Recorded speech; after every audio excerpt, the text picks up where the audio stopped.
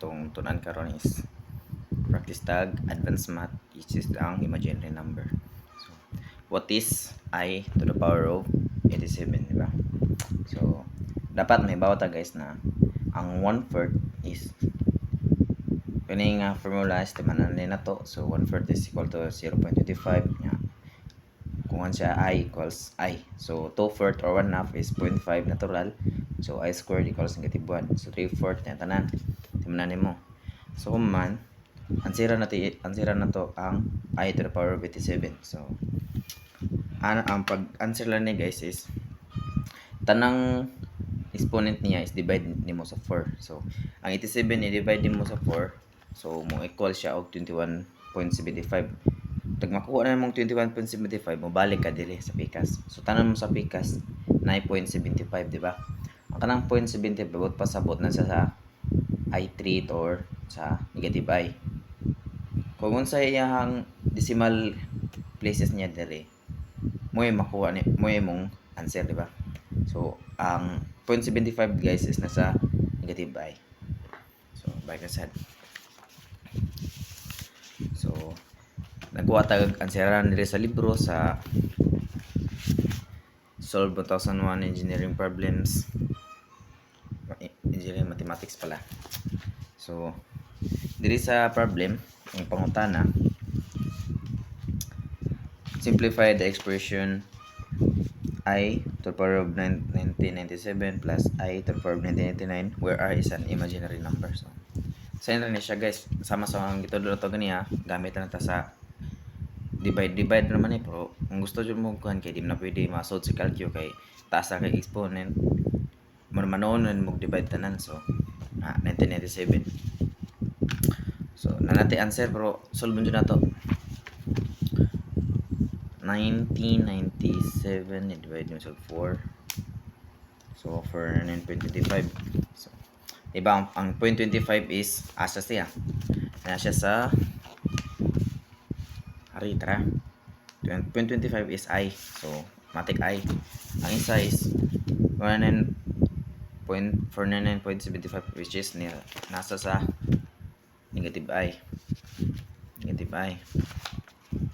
So gamiton mo ang iyang sign dere. So I plus negative I automatic 0. So next number, simplify I to the power of 29 plus I to the power of 21 plus I. So mura gyapon, divide lang gyapon nimo. 29 divide 4 mo equal sa 7.25.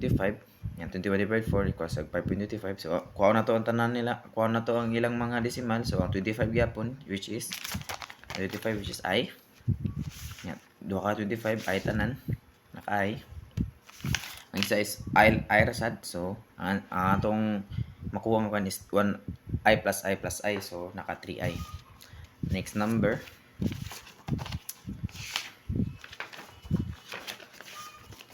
sa write in the form of A plus BI the expression I to the power of 3217 minus I to the power of 427 plus I to the power of 18. So kani like na ano dire. Ang expression doon niya guys is kani I to the power of 317. So divide 4 lang gapon, divide 4. So ang 327 divide 4 0.25, ang 47 divide 4 kay 75. So 75 is nasa sa negative I. Dayon 18 divide 4 is 4.5. So nalahi na siya 4.5. So 4.5 is tara 5. So nasa sa negative 1. So igbutang mo na siyang solve this gamit ang expression sa babaw. 1 minus I minus negative I minus 1. So siyempre pag multiplication kani kay ma-plus. So ma-addition na siya. So 2I minus 1. Okay, kaya siya dire. Muna ito ang expression. Kung tanawin sa na to ang atong answer sa kinaunhan kay 711 nga solution is 0, which is 0 tong answer. So 712 which is 3I. So 3i sa 714 versus 2i minus 1, so 740. 13i. 713, 2i minus 1. Ay, ito sa 714, the expression 3 plus 4 is a complex number, compute the absolute value. So pag compute the absolute value, kung sa laing subject is ana ang form as absolute value na, so square root nimo tanan.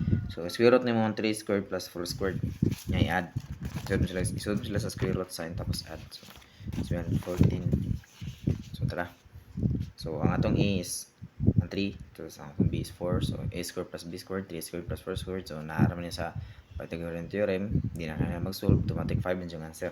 At sa number 715, a bird exam yapon 1993, write polar form of the vector 3 plus g4. So bantay mo na g4 kay sagaran gamiton sa electrical engineering, kay ang I is for electrical engineering student, kay current ang pasabot.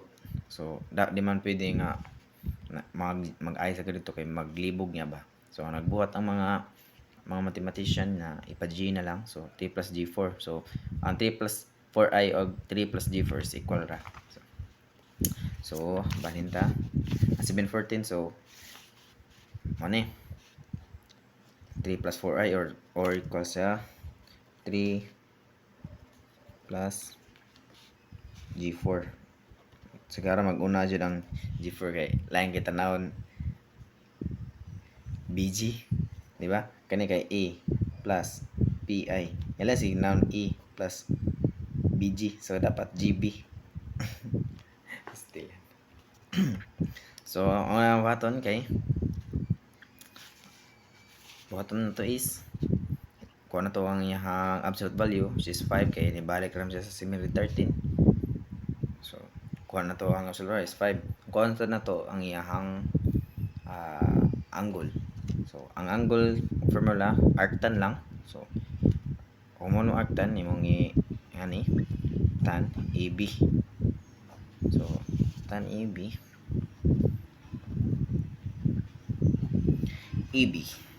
ang ina to is 3.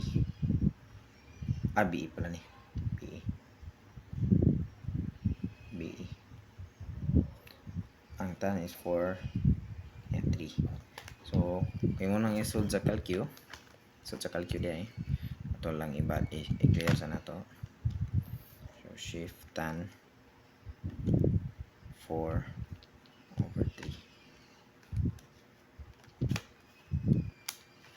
So 53.13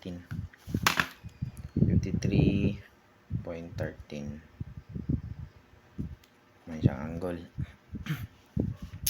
So ang answer na to is R. Angle na sign tapos angle na sign, dali mo to ko R to is 5 tapos angle tapos ang kaning theta is 53.13 degrees. So simple nga pamagi nga largon lang ka sa calculus, di na ka mag-solve niya na kay kapoy na sa gayo, diba? Tapulan sa biyeta kay siyempre sa matag estudyante ka gusto sugod dali. Unang button is ato lang siyang i-clear daan kay basin naisud lain. So sud ato ka sa shift mode, sud ka sa mode, sud ka sa 2 complex man type nimo 3 plus 4i. So 3 plus 4i or 3 plus G4, wala may G dili, ay man na sa calculus. So 3 plus 4i, 3 plus 4i equals, so kung gusto nimo siya i-answer ani, so 53.13 degrees. So imong buhaton ni shift nga number 2 complex, shift 2 tapos tuplo nimo ang 3 to. So type tuple 3 equals lang. So wala 5.53.13. So parehas the same lang sila answer. So thank you guys sa atong pagtanaw. Unta makatabang ko sa inyo. Salamat. Patutuya.